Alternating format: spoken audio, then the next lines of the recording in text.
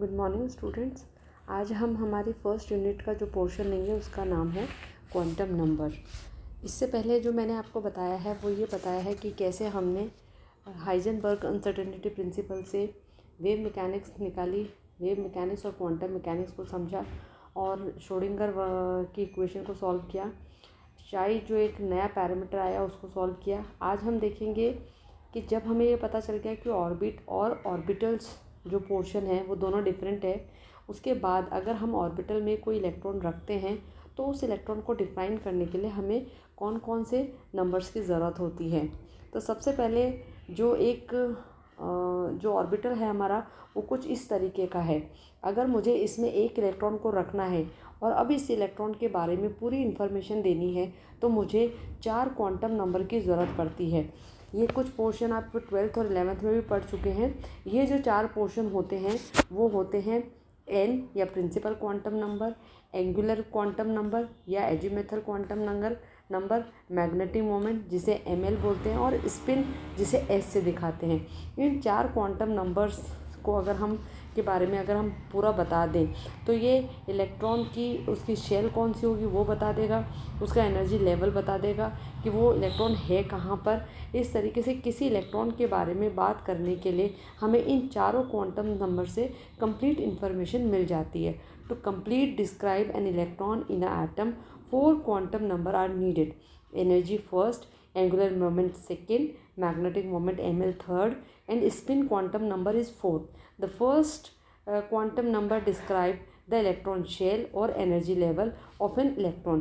इसमें से जब सबसे फर्स्ट है वो आपका एनर्जी लेवल इलेक्ट्रॉन का के बारे में बताता है, क्योंकि जो इलेक्ट्रॉन की जो एनर्जी होती है वो E is inversely proportional to 1/n² होती है।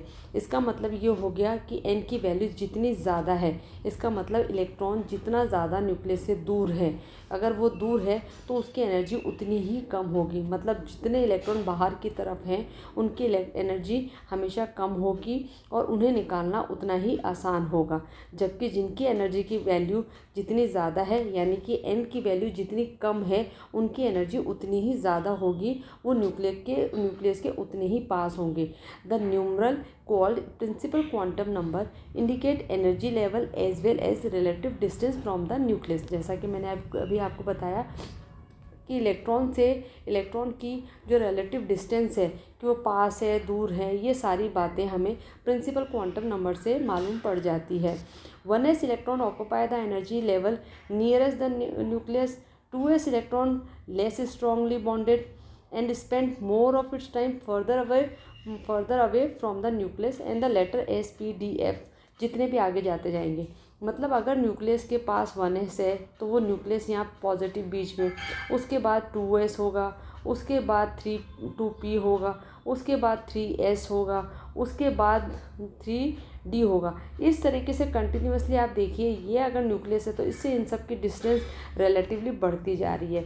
अगर डिस्टेंस बढ़ती जाएगी तो न्यूक्लियस से जो अट्रैक्शन है वो कम होता जाएगा और सो ऑन नेक्स्ट जितने भी बाहर ऑर्बिटल जाते हैं इनका न्यूक्लियस से दूरी बढ़ने से उनका अट्रैक्शन भी बढ़ जाता है। इसको हमने ऐसे समझाया है, पहली वाली शेल को K बोलो, सेकंड को L बोलो, फिर M बोलो, N सो एन, और इनके नंबर्स हमने कुछ इस तरीके से दिए हैं। अभी जैसे जैसे शेल आगे जा रही है उसी हिसाब से उनका फोर्स ऑफ अट्रैक्शन भी कम होता जा रहा है। अगर आप इस डायग्राम में देखेंगे इंक्रीजिंग एनर्जी अगर इस ऑर्बिट की जो एनर्जी है वो इन सब के लिए डिफरेंट आती है।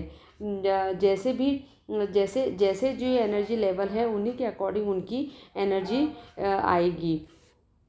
इसके बाद हम जो देखेंगे जो पोर्शन है, इसका मतलब जो हमारा प्रिंसिपल क्वांटम नंबर है वो आपको जो चीज़ें देता है वो एनर्जी दे रहा है, क्योंकि एनर्जी जो है वो रेसिप्रोकल टू 1/n² है। अगर n जो है वो प्रिंसिपल क्वांटम नंबर है, उसकी जो वैल्यू है 1 2 3 जो भी आप रखेंगे उसकी इलेक्ट्रॉन की आपको एनर्जी मिल जाएगी। और जो हमें जो n ने दिया है वो दूसरी चीज़ दी है कि ये जितने भी ऑर्बिटल्स निकले हैं ये सारे उसने n की इन्फॉर्मेशन निकलने के बाद हमें मिलते हैं। और इस तरीके से हमें एक इलेक्ट्रॉन का ऑर्बिटल कौन सा है ये पता चल गया और उसका एनर्जी लेवल क्या है ये पता चल गया। तो जो फर्स्ट प्रिंसिपल क्वांटम नंबर होती है उससे हमें ये इन्फॉर्मेशन मिल जाती है। सेकंड जो क्वांटम नंबर है वो आता है एजीमुथल क्वांटम नंबर। इसे हम डिनोट करते हैं एल से। और इसे ये जो एंगुलर क्वांटम नंबर है उसने हमें ऑर्बिटल दिया था, इसने शेप ऑफ ऑर्बिटल देगा। मतलब आपको वहाँ सिर्फ ये पता चल जाता है कि आपका कोई एक ऑर्बिटल है जिसमें एक इलेक्ट्रॉन है जब आप प्रिंसिपल क्वांटम नंबर के बारे में बात करेंगे, लेकिन उसकी शेप क्या होगी, उसका ओरिएंटेशन क्या होगा, ये पता चलता है हमें एल की वैल्यू से। तो एल की वैल्यू जो होती है वो the orbital angular moment quantum number L determine the shape of orbital and therefore the angular distribution. मतलब उसका ओरिएंटेशन, एंगुलर डिस्ट्रीब्यूशन का मतलब उसका ओरिएंटेशन नहीं होता है। The number of angular nodes is equal to the value of the angular moment quantum number L। जितने भी आपके एक ऑर्बिट में नोड्स होंगे वो इक्वल टू जितने नंबर ऑफ L की जो वैल्यू होंगी उतने ही उसके नोड्स पाए जाएंगे।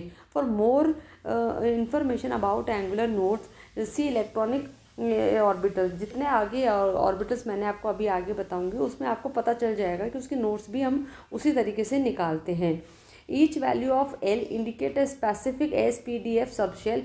हम जैसे ही एल की वैल्यू को डिसाइड करेंगे उसके बाद हम क्या करते हैं, उसके सारे के सारे स्पेसिफिक नाम रख देते हैं। अगर हमने इसकी वैल्यू 0 निकाली, अगर हमने इसकी 1 निकाली, अगर हमने 2 निकाली एंड सो ऑन, तो हम इसको बोलेंगे S, इसको बोलेंगे P, इसको बोलेंगे D।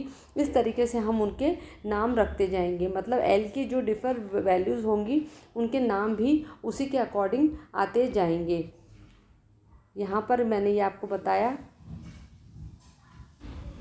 उसके उनके नाम आते जाएंगे। तो हम जो L की जो वैल्यू स्टार्ट करते हैं वो L = 0 से स्टार्ट करते हैं, 0 1 2 3 4 और n-1। इसका मतलब जो n की वैल्यू है उससे हमेशा एक कम तक L की वैल्यू को कंसिडर किया जाता है। उसके आगे एक या उसके इक्वल टू कभी भी L की वैल्यू नहीं रखी जाती है। तो जो n है वो आपको उसकी एनर्जी बता रहा है, जो L है वो उस ऑर्बिटल की शेप और उसका ओरिएंटेशन बता रहे हैं। अगर हम ये देखें तो देखिए मैंने यहाँ n की वैल्यू रख दी है। इन n की वैल्यू को भरने का जो तरीका है वो यहाँ पर आ चुका है, आपके सामने यहाँ रखा हुआ है। एजीमुथल क्वांटम नंबर पे 0 1 2 3 तक रखा हुआ है।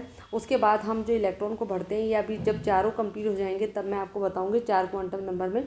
और ये देखिए फर्स्ट जो S ऑर्बिटल होता है, जो N है, वो इस तरीके का होता है। लेकिन अगर आपको पता चल जाए कि उसका ओरिएंटेशन कैसा होगा तो कुछ इस तरीके का पिक्चर उसका निकल के आता है। इसके बाद के जो 2 क्वांटम नंबर है वो हम कल देखेंगे।